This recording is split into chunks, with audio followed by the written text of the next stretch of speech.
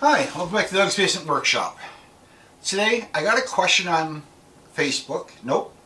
I got a question on YouTube, and I traded 3 or 4 comments back and forth with this person, and they were telling me that they don't have easy access to materials like we have here in the US. And they're from, I think it was the UK or someplace on the other side of the planet from we are here in the US. Just so you know, I don't buy my plywood, my 1/8" ply, from the US. I buy it from Canada, from a supplier in Canada. Ironically, I pay quite a bit to have it shipped to me. I can stand on the balcony of my house with a beautiful view. I can see Canada across Lake Erie on a clear day. And I have to buy my wood from Canada. Most of the plywood actually comes from a place in Russia, which I haven't been able to figure out how to get a pallet to me from Russia yet. If I had the opportunity to buy a pallet of 1/8" plywood, I would in a heartbeat. Because you're right, trying to get materials is really expensive for the Glowforge sometimes. One of the things that I've been working on is how to get materials inexpensively. Now you're going to see a video coming up soon on this project right here. It says Tough Mama Unplugged, and it's got her favorite picture on it. This video is coming out. I made this with bamboo cutting boards. I got a 3-pack from Ollie's for $8, $8. I got a bigger one from Ollie's. You can see the orange tag on it. A single board for $5. I'm going to do one of those measuring things on it, and probably put a stand with it, sell it on a Facebook Marketplace around 20 bucks a piece. So that's going to be pretty good for the business and turnaround. I didn't have to go to any place fancy or special. Guys, try hitting your discount stores, your dollar stores. Look for cheap bamboo cutting boards. That's my first tip for you. Around where I live, there's a lot of yard sales, craft stores. I found these. This is another upcoming video. These are little dog bones, and we're going to be doing these as magnets. We're going to engrave words on them with the laser, stick a little magnet on the back, make them into magnets. Again, this is not an expensive purchase. Almost any craft store, dollar stores, you're going to have this kind of stuff.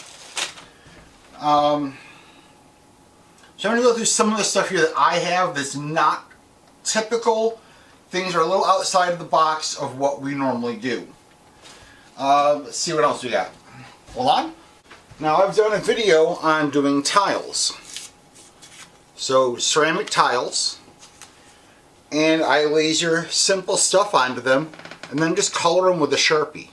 This is nothing new, nothing exciting. This has been done a million times.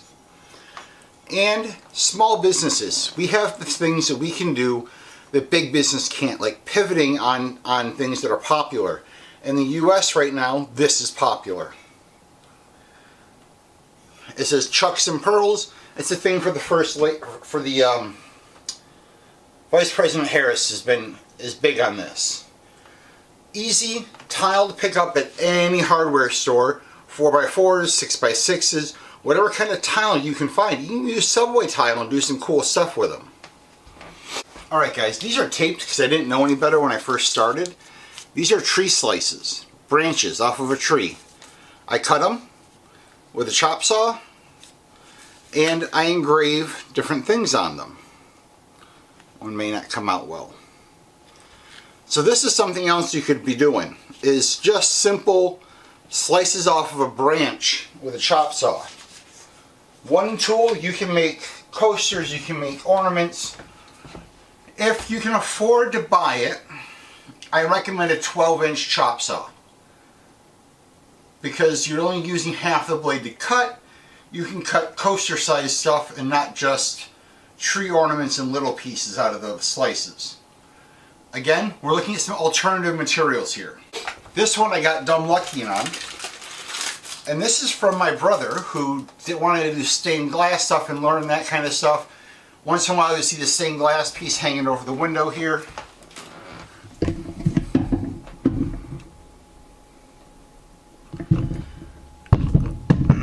That hangs right over my Glowforge, by the way.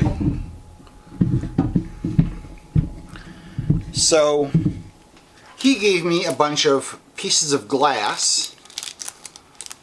This one is in the shape of a Christmas tree. And he picked these up at a yard sale somewhere. And I now use these for laser engraving. This is a video that's coming up, is how to engrave on glass and making decorations. I've got all kinds of cool shapes and sizes and stuff in this little crate here of glass for making ornaments. I picked up records without thinking about the whole chlorine gas death thing.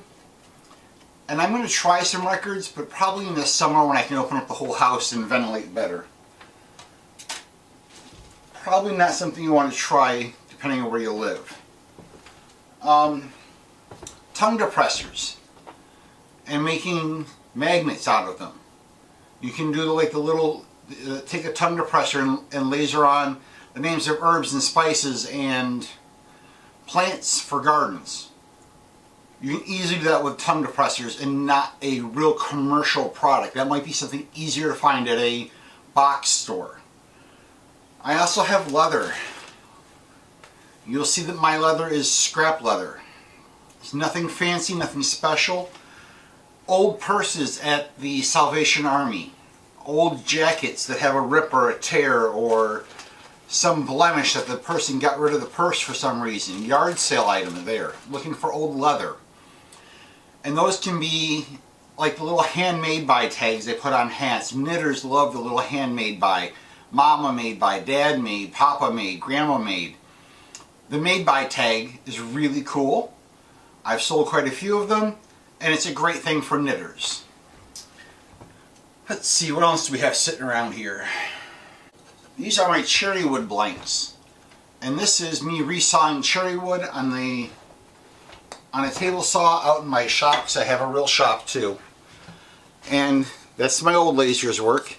But I keep these around for testing out laser powers for different projects, for lids, for journals.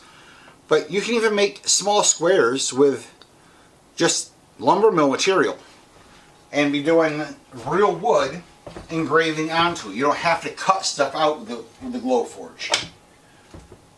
When we talk about materials being cost prohibitive, we need to consider what we're making, how we're going to make it, and kind of roll with the punches on it. There's a lot of stuff that we can do. This is an amazing tool. And yeah, sometimes we have to figure out different stuff that we can do that we don't anticipate. I have my little blocks that go in my laser for doing stuff without the crumb tray. These blocks, yes, that's a roll of tape right there, are here so I can laser on plank wood. This is me taping on the bark because it was starting to peel off there. This is just a plank that I cut with a chainsaw, threw it through the planer a couple of times, and we will laser a design on here. So while materials that we want may be hard to come by, I've found that some of the odd materials like the planks, the cherry wood, the coasters, the ornament styles are actually some of my best sellers. The 1/8 inch plywood does not sell as well as real wood. So when we're looking at material, really think about, well, the 1/8 inch plywood is very versatile, we can do a lot of cool stuff with it. Is it really the best material for making money and making a project? So think about what we have sitting around. Throw some weird things in the laser. As long as you're not throwing in mirrors or metal, and there are ways to do metal with the laser, but I don't recommend it. So grab some different products, grab some different materials, throw them in, and see what you can do. Experiment, play. If you're new to the Glowforge community, there's a ton of stuff that we can be doing, and we've just scratched the surface. We have a laser in your house. You are cutting wood with light.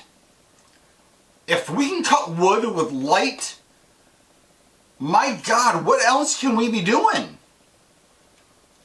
play with it, have some fun. And guys, throw some other materials down below. I know I've only scratched the surface of what I can do. I'm standing here thinking, I know I've got other stuff that I do.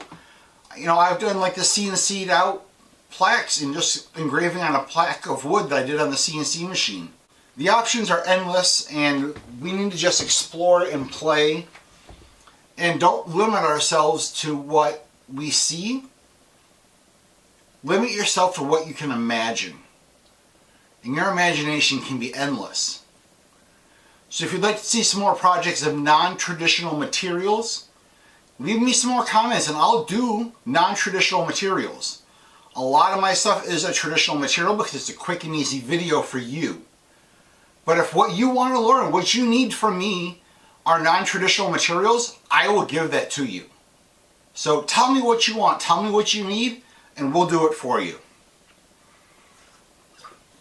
Sorry, my throat's a little scratchy. It is freezing cold outside in the barn, and I have to go outside and do another video for you guys today because it's up to 20 outside, and the barn is almost passable for me to stand in for 30 or 40 minutes and shoot a video. So I'm going to go out and do a video here in a little bit for you guys. So you'll see me in a Carhartt in a video coming up. So when you see the catapult video, it was the same day I did this. Guys, comment, like, subscribe. Help me out. Help me get monetized. Let's get out there. Let's make the community better. Let's make our businesses better. Let's make ourselves better. Let's help each other out. Alright, I'll see you on the next video. Remember, have fun and laser on.